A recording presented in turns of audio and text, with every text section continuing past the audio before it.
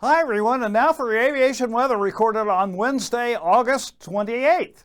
Starting out with our flying weather Thursday mornings, got some IFR conditions over the central and western Brooks Range.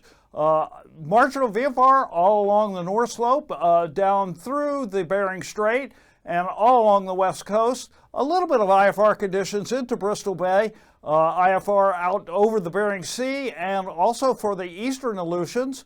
And some areas of marginal VFR for much of south central. And then as we get along further east, you can see most of the terrain has IFR conditions and mountain obscuration, and then marginal VFR for all along the Gulf Coast and into southeast Alaska. For Wednesday afternoon, southeast Alaska remains in marginal VFR, also along with the Gulf Coast, most of south central down parts of the southern part of Kodiak Island, as well as the Alaska Peninsula, up along, kind of hanging offshore for Bristol Bay, but otherwise all along the west coast, and then also for the North Slope and Brooks Range, we have marginal VFR conditions. Now for Friday morning, we've still got a little bit of IFR in northwestern Alaska, otherwise marginal VFR across the northern sections, down through the Bering Strait, off of Nunivak Island, a little bit of IFR for the Dutch Harbor area, and then also you can see for the Bering Sea, extensive areas of IFR. I also have indicated a little bit of lightning well south of Kodiak Island. That's associated with the upper level low center. And then we also have lots of marginal VFR for most of South Central, that through Prince William Sound, all along the Gulf Coast. And again, the higher terrain for southeastern Alaska has got IFR conditions. And then for Friday afternoon, marginal VFR for almost everywhere all along the Gulf Coast and much of South Central, including some of the far western part of the Alaska Range. Also, we have lots of marginal VFR out through the Aleutians into the Dutch Harbor area. And then it kind of hangs off the coast there for much of western Alaska, but a little bit of the Seward Peninsula, and then the North Slope again has marginal VFR conditions.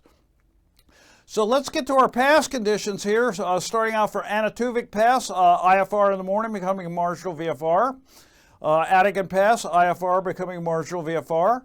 Lake Clark and Merrill Pass, IFR becoming marginal VFR. For Rainy Pass, marginal VFR throughout the day. Windy Pass, marginal VFR. Isabel Pass, marginal VFR. Mentassa Pass, VFR, but along the southern end and further south, expect marginal VFR conditions. Then for Tahitian Pass, marginal VFR.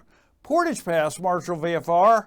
And then Chilkoot and White Pass, IFR in the morning, becoming marginal VFR, but expect a little bit of turbulence with that system moving in. So for our freezing levels Thursday morning, we've got our coldest temperatures, of course, naturally along the Chukchi Sea, ramping up to about 6,000 feet as you get across the Seward Peninsula.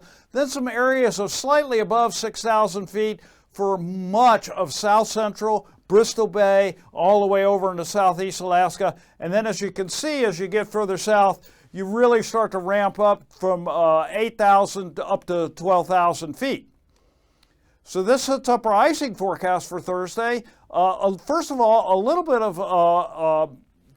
of isolated moderate along the Brooks Range and then on up into the North Slope, and just an area of considerable moderate as you get into the Dead Horse area. Also for southeast Alaska, we have an area of considerable moderate over the terrain. Otherwise, isolated moderate, especially in the morning, for much of the Panhandle and the North Gulf Coast. That'll be 6,000 to 14,000 feet.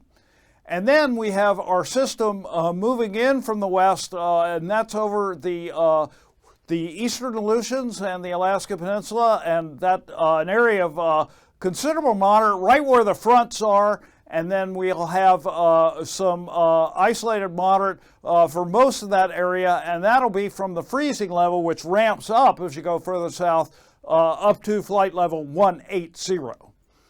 So for our jet stream, first of all, we've got a westerly jet at 30,000 feet. It's really aimed right at southern southeast Alaska. It ramps up to about 100 knots, but it tapers off to about 80 as you get over the southern part of the southeast. A secondary max going over just about the Yakutat area, roughly about 75 knots. Then associated with our low that's down by Dutch Harbor, that ramps up to 100 knots when you're well south, but otherwise just some circulation around that low, and then some northwesterlies around 30 or 40 knots or so as you get along the north slope over top of that front. And then for 9,000 feet, again, about 60 knots offshore, but it really ramps down to about 30 or 40 knots over southeast Alaska. Then there's that circulation around that low. The oceanic area as well to the south of that do ramp up to about 55 knots or so. Otherwise, for the northern half of the state, a little bit of westerlies, about 25 knots or so.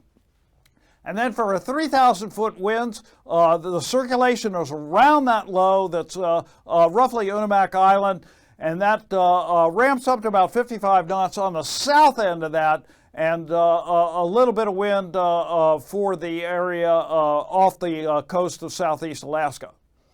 So that sets up our turbulence forecast. Surface of 5,000 feet, expecting all along the Alaska Peninsula and then down out all across the Aleutians, and that'll be considerable moderate.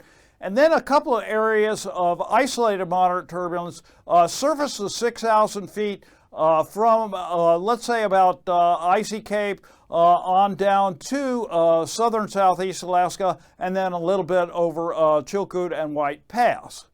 So that's it for your aviation forecast. Please remember to file a flight plan and fly safe out there. Thank you.